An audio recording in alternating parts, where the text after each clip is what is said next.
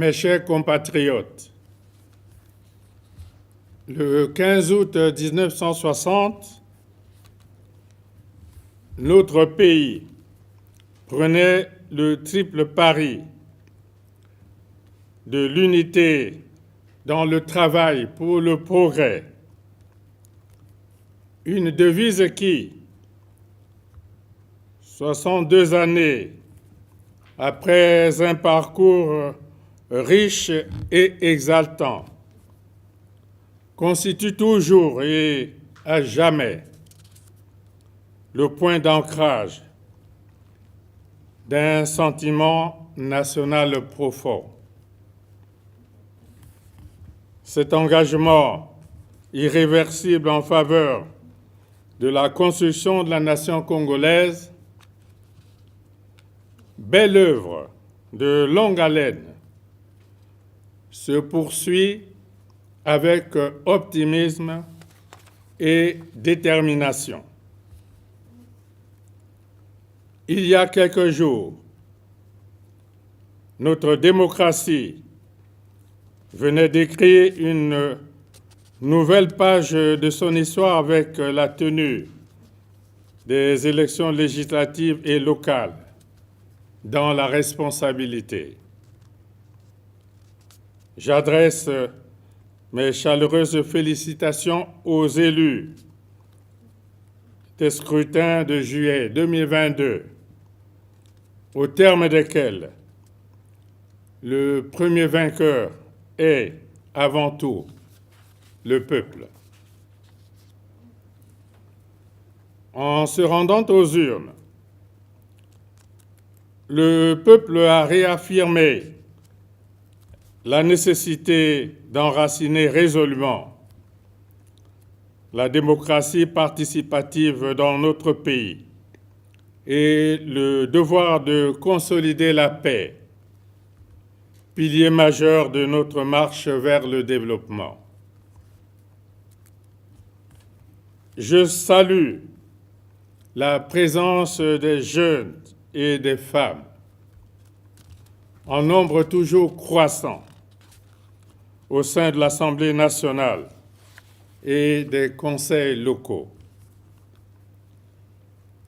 Il s'agit d'un élan qu'il importe de conforter pour évoluer vers une transition intergénérationnelle responsable et positive, ainsi que vers l'objectif parité.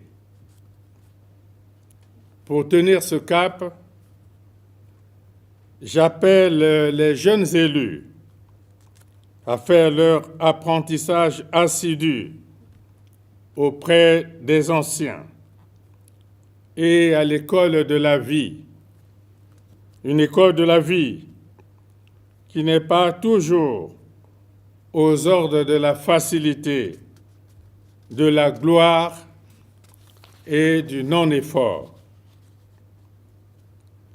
Au niveau de l'hémicycle, nous attendons des sessions de qualité et des échanges constructifs à la dimension des enjeux et des défis portés par les affaires soumises à l'attention des députés. Quant aux assemblées locales, il sied de mesurer à sa juste valeur la grande responsabilité des élus de donner un contenu concret à la décentralisation. Nonobstant l'accompagnement concomitant de l'État pour l'exercice des compétences transférées, l'avenir de la décentralisation dépendra aussi et sans conteste des capacités des élus locaux à faire preuve de sagacité dans la gestion des services décentralisés, notamment la fonction publique territoriale, l'enseignement préscolaire, primaire et secondaire, la santé de base, l'entretien routier, l'urbanisme et l'habitat. Mes chers compatriotes, la véritable liberté d'un peuple n'est effective que lorsque ce dernier s'appartient à lui-même. C'est pourquoi nous ne cessons de dire et d'affirmer qu'un peuple qui ne produit pas ce qu'il consomme n'est pas un peuple libre. Nous l'apprenons encore aujourd'hui à nos dépens, avec les répercussions sur notre pays de l'insécurité alimentaire mondiale générée par le conflit russo-ukrainien. En 2021, le Congo a importé 210 000 tonnes de blé. Pour ne prendre que l'exemple de cette céréale qui a domestiqué notre culture alimentaire au détriment du manioc, de l'igname et de la banane plantain, nos traditionnels aliments de base. Le coût unitaire du blé, qui se situait naguère entre 200 et 250 $, varie actuellement entre 380 et 450 $ la tonne. Face à cette situation qui soumet le quotidien des populations à rude épreuve, le gouvernement a mis en place une parade momentanée destinée à subventionner par le biais d'un plan de résilience les denrées alimentaires non produites par notre pays et que nous importons à grands frais. Un tel effort, qui exige d'importantes ressources financières, pourrait se révéler difficilement soutenable sur le moyen et long terme.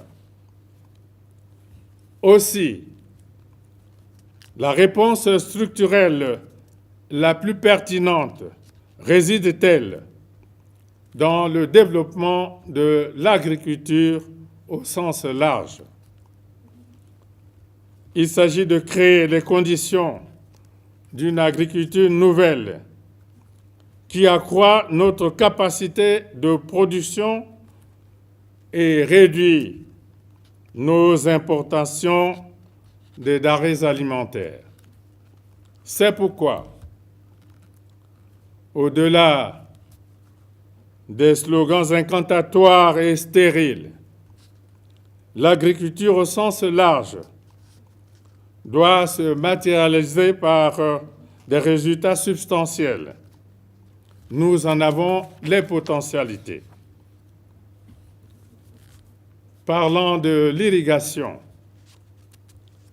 la densité de notre réseau hydrographique doit être mise au service du développement agricole, ce qui d'ailleurs placerait durablement notre agriculture à l'abri des aléas climatiques.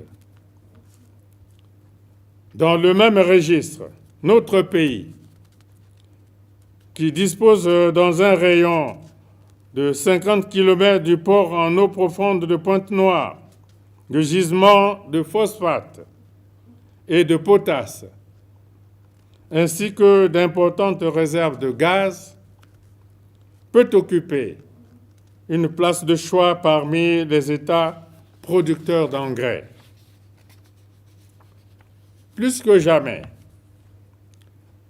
je réitère mon appel au peuple à l'effet de relever le défi de notre indépendance alimentaire.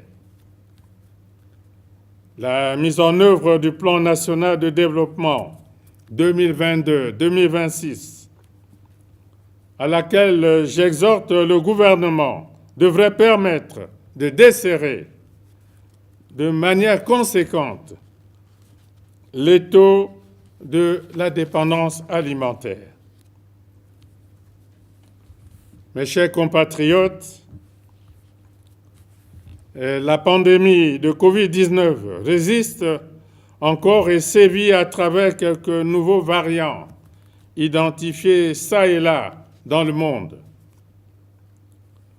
L'allègement des mesures de lutte contre ce péril au Congo, objectivement légitimé par les progrès sensibles accomplis en termes de prévention et de traitement, ainsi que les résultats encourageants obtenus, ne sauraient justifier toute forme d'insouciance et d'irresponsabilité devant ce fléau. La vigilance doit demeurer de mise.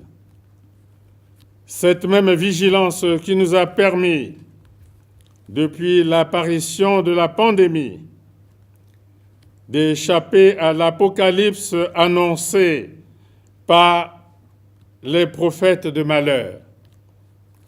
C'est le prix de notre survie collective. Peuple congolais, dans la paix durement reconquise, dans le total oubli de ce qui peut nous diviser, plus unis que jamais et dans l'ardeur au travail. Ensemble, poursuivons résolument la marche vers le développement en assumant chaque jour davantage, dans la fierté, l'honneur et la dignité, notre indépendance. Bonne fête de l'indépendance à tous. Vive la République, vive le Congo.